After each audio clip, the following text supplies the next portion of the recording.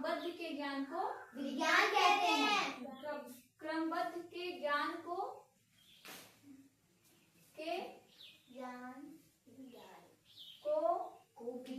विज्ञान कहते हैं। विज्ञान की उत्पत्ति कहाँ से हुई? तो हम ये जानते हैं, ये अंग्रेजी शब्द के साइंस का हिंदी रूपांतर है। क्या है?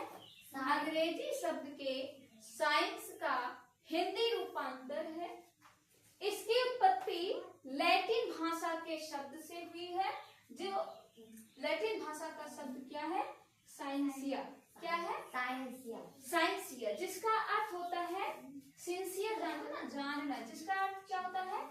ज्ञान या जानना। जिसका अर्थ क्या होता है? ज्ञान या जानना। अब विज्ञान कितने प्रकार का होता है? तो विज्ञान भौतिक के आधार पर 3 प्रकार का होता है। विज्ञान भौतिक गणेश के आधार पर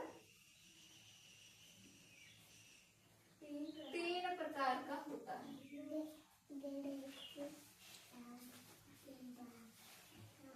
कौन कौन सा?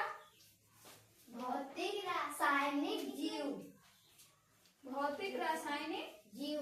पहला आपका क्या है? भौतिक, जिसे अंग्रेजी में क्या कहते हैं? दूसरा आपका क्या है? रासायनिक, जिसे अंग्रेजी में क्या कहते हैं?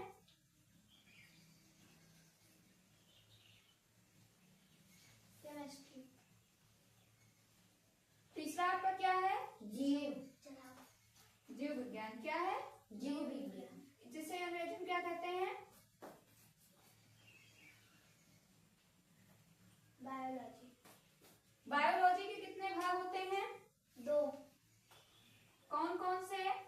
जीव, जंतु, वनस्पति। जूलॉजी और बॉटनी। जूलॉजी को क्या कहते हैं? जंतु, वनस्पति। बॉटनी को क्या कहते हैं? वनस्पति। अब सबसे पहली हेडिंग आती है कौन सी? भौतिक विज्ञान किसे कहते हैं? कौन सी हेडिंग आती है? भौतिक विज्ञान किसे कहते हैं?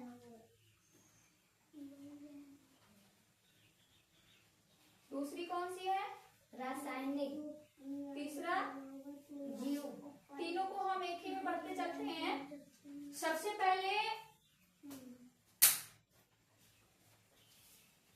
हमने ये जाना कि विज्ञान क्या है। विज्ञान क्या होता है? किसी भी वस्तु के सुव्यवस्थित, सुसंगठित, क्रमबद्ध ज्ञान को। हम कैसे जानेंगे कि ये चीज सुव्यवस्थित है या क्रमबद्ध है या नहीं है, सुसंगठित है कि नहीं है? तो मैं एक एग्जांपल लेके यहाँ आपको बताते हैं। जैसे आपका क्या नाम है? काव्या। क्या नाम है? जैसे किसी बच्चे का नाम है काव्या, तो काव्या में आपको क्या क्या लिखना है? का प्लस आ की मात्रा, उसके बाद आधा हुआ, उसके बाद या उस पे आ की मात्रा। इतने अक्षर आपको लेने हैं ना। ये क्या है आपके? अक्षर है। क्या है? अक्षर। और ये आपके क्या है? शब्द। शब्द। अब इन अक्षरों को मिला के ये शब्द बना है।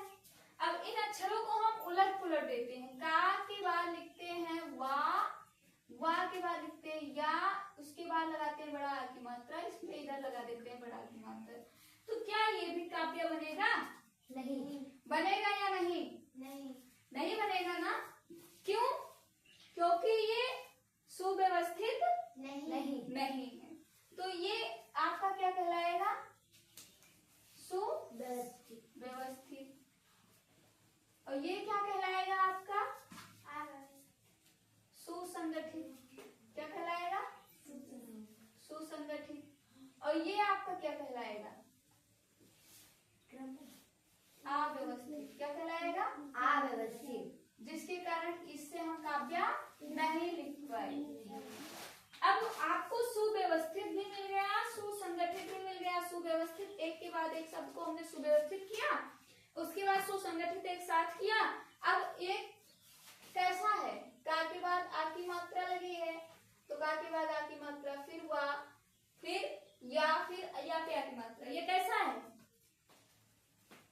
सुव्यवस्थित